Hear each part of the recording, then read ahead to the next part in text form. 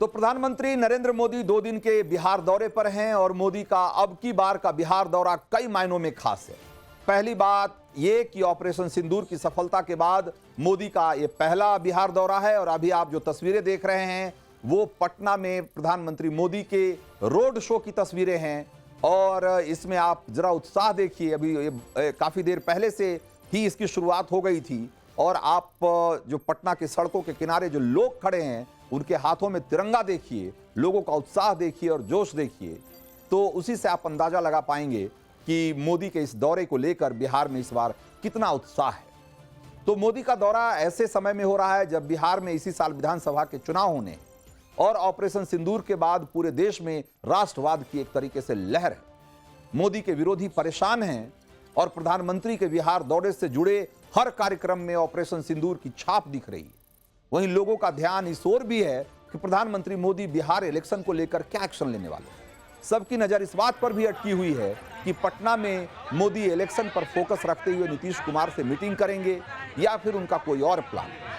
Seat sharing को लेकर NDA की चुनावी गाड़ी आगे बढ़ेगी या फिर एनडीए के दलों को अभी और इंतजार करना पड़ेगा। ये सारी बातें हैं जिसको लेकर पटना में कयासबाजी चल रही है।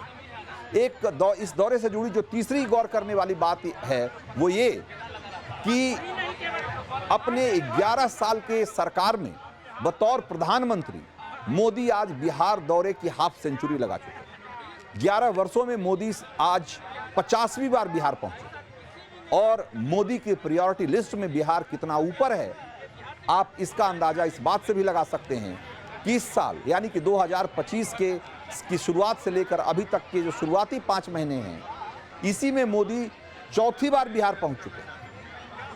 और इस दौरे से जुड़ी हुई जो 5वीं महत्वपूर्ण बात है कि मोदी ऐसे समय में बिहार पहुंचे हैं जब लालू यादव के परिवार में सूर्यवंशम जैसा एक्शन और ड्रामा का सस्पेंस चल रहा है। चुनाव सिर पर है और लालू परिवार तेज प्रताप का पचड़ा सुलझाने में लगा हुआ है। वहीं बिहार में इस बात की चर्चा भी चल रही है कि जो बीजेपी अभी तक अपने दम पर बिहार की सत्ता में नहीं आ सकी है, क्या इस बार मोदी वो रिकॉर्ड बदलने वाले हैं। मोदी का धुआंधार जो बिहार दौरा है क्या वो इसी रणनीति का हिस्सा तो नहीं। प्रधानमंत्री के बिहार दौरे से जुड़े इस कार्यक्रम में ऑपरेशन सिंदूर की सफलता की छाप साफ साफ दिखाई दे रही है। होर्डिंग, पोस्टर, कटआउट और रेप्लिका में सेना के पराक्रम का प्रदर्शन साफ साफ दिख रहा है। स्टेज पर ब्रह्मोस मिसाइल की रेप्लिका खड़ी की गई है। पीएम मोदी इस यात्रा के दौरान बिहार को 50,000 करोड़ से अधिक की योजनाओं की सौगात भी देने वाले हैं और कुल मिलाकर मोदी के इस बिहार दौरे में विकास और राष्ट्रवाद का जोर साफ साफ दिख रहा है। उदाहरण के तौर पर मोदी पटना के एयरपोर्ट का जो नया टर्मिनल है उसका भी उद्घाटन करेंगे और 1200 करोड़ रुपए की लागत से जो टर्मिनल बना है, माफ करिएगा, इसका उद्घाटन वो कर चुके हैं और ये जो टर्मिनल है वो 1200 करोड़ की लागत से बना है और ये जो टर्मिनल है वो सालाना 1 करोड़ यात्रियों के सफर को आसान करेगा। इसी तरीके से 1410 करोड़ रुपए के बजट से बन रहा बिहटा का एयरपोर्ट, इसके निर्माण का भी शुभारंभ मोदी ने कर दिया है।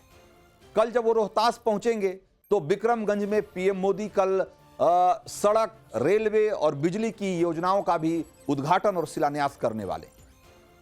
ये वही इलाका है जहां 2024 में लोकसभा चुनाव में एनडीए को झटका लगा था। अब पीएम मोदी इस इलाके के सियासी समीकरण को साधने और यहां के लोगों का विश्वास जीतने की कोशिश में। लेकिन अभी पटना एयरपोर्ट से जो बीजेपी का ऑफिस है, हेडक्वार्टर है पटना में, वहां तक जो रोड शो चल रहा है अभी हम आपको उसकी तस्वीरें दिखा रहे हैं। और मोदी का ये रोड शो 6 किलोमीटर लंबा है और रोड शो के दौरान 32 जगहों पर उनका स्वागत और अभिनंदन होगा। तो मोदी के रोड शो वाले रूट का ऑपरेशन सिंदूर की छाप उस पर साफ साफ दिखाई दे रही है। और इस रोड शो से एक बड़ा मैसेज ये निकलकर सामने आ रहा है कि इस बार मोदी राष्ट्रवाद और विकास के डबल डोज से बिहार की चुनावी जमीन तैयार करने की कोशिश में है। और राष्ट्रवादी एजेंडा बीजेपी को चुनावों में कितना फायदा देता रहा है ये सब जानते हैं। आज ऑपरेशन सिंदूर का लोहा पूरी दुनिया मान रही है।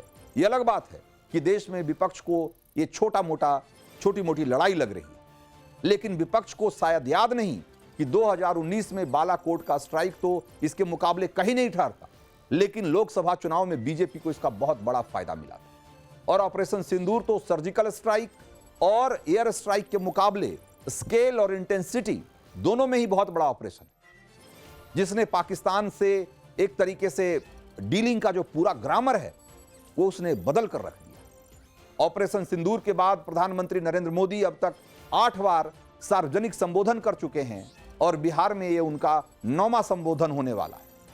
पहलगाम हमले के बाद मोदी की पहली जनसभा बिहार में हुई थी और आपको याद होगा कि मधुबनी में बिहार के मधुबनी में मोदी ने पहलगाम आतंकी हमले में शामिल आतंकियों को मिट्टी में मिलाने और उनके आकाओं को कल्पना से परे सजा देने का ऐलान किया था। और पीएम मोदी ने जो कहा उसे भारतीय सेना ने करके दिखा दिया। बिहार में इसी साल विधानसभा चुनाव होने वाले हैं और चुनावी मौसम में पीएम मोदी का ये जो दौरा है बहुत अहम माना जा रहा है। और ऑपरेशन सिंदूर के बाद सभाओं में नरेंद्र मोदी जो कह रहे हैं वो उनके रोड शो में दिख रहा है और इसको आप देखेंगे तो आपको एक तरीके से आप पूरी तस्वीर क्लियर हो जाएगी कि ऑपरेशन सिंदूर का जो इस बार चुनावी एक तरीके से पूरा कैंपेन होगा बीजेपी का, उस पर उसका कितना असर पड़ने वाला है। जरा इस रोड शो को देखिए कि लोगों के हाथों में बीजेपी का झंडा कम और तिरंगा ज्यादा दिख रहा है और जिस तरीके से लोग देशभक्ति और राष्ट्रवाद के रंग में रंगे हुए नजर आ रहे हैं। बीजेपी के लिए चुनाव के अगर चुनावी नजरिए से देखें तो ये बहुत ही शानदार मौका होने जा रहा है। ऑपरेशन सिंदूर के बाद लोगों में राष्ट्रवाद की लहर हिलोरे मार रही और प्रधानमंत्री मोदी की अगुवाई में ऑपरेशन सिंदूर के बाद देश में राष्ट्रवाद की सब तरफ चर्चा है, जबकि विपक्षी दल इसकी सफलता पर प्रश्न चिन्ह लगा रहे हैं और उनका कहना है कि जो ऑपरेशन सिंदूर है उसका मकसद चुनावी था। हालांकि ये अलग बात है कि इसका चुनाव पर इसका असर पड़ेगा। कोई भी बड़ा राजनीतिक फैसला किया जाता है तो उसका चुनावों पर उसका नफा नुकसान दोनों होता है, लेकिन उसे पूरी तरीके से चुनावी एक्शन कह देना यह कितना सही है अपने आप में, इस बारे में भी लोगों को सोचना होगा। पीएम मोदी रोड शो के बाद बीजेपी के पटना कार्यालय भी जाएंगे और वहां पार्टी पदाधिकारियों और कोर कमेटी के सदस्यों, सांसदों, विधायकों के साथ वो एक बैठक करेंगे और कहा यह जा रहा है कि चुनावी तैयारियों को लेकर विचार विमर्श किया जाएगा और मोदी बीजेपी ऑफिस में पार्टी नेताओं के साथ बैठकर भविष्य की रणनीति पर भी चर्चा करेंगे।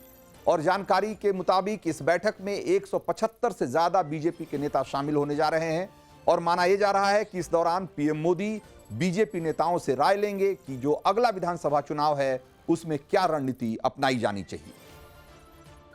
तो मोदी के इस 2 दिन के बिहार के जो दौरा है उससे समझा जा सकता है कि मोदी बिहार विधानसभा चुनाव को लेकर कितने गंभीर हैं और जो एनडीए में सीट शेयरिंग को लेकर भले अभी पेचीदगी नहीं सुलझी है, लेकिन प्रधानमंत्री मोदी बिहार के चुनावी विषाद को समझने और आगे की रणनीति बनाने को लेकर खुद पर्सनली बहुत इन्वॉल्व हैं और इसीलिए ये बार बार बिहार के दौरे हो रहे हैं। इस बार चिराग पासवान की पार्टी एनडीए का हिस्सा है। 2020 के विधानसभा चुनाव में चिराग अलग लड़ रहे। 30 मई को प्रधानमंत्री मोदी रोहतास के बिक्रमगंज जब जाएंगे, जहां वो करीब 50,000 करोड़ रुपए की योजनाओं की सौगात देने वाले हैं, तो बिहार का रोहतास वो इलाका है जहां बीजेपी को बड़ी जीत कभी नहीं मिली और ना ही लोकसभा चुनाव में और ना ही पिछले विधानसभा चुनाव में। लेकिन माना यह जा रहा है कि इस बार मोदी का रोहतास जो दौरा है वो एक तरीके से पूरे बिहार को लेकर जो उनका स्पेशल एक्शन प्लान है वो उसका हिस्सा है और मोदी शुरुआत वहां से करना चाहते हैं जहां पर की लड़ाई सबसे मुश्किल है।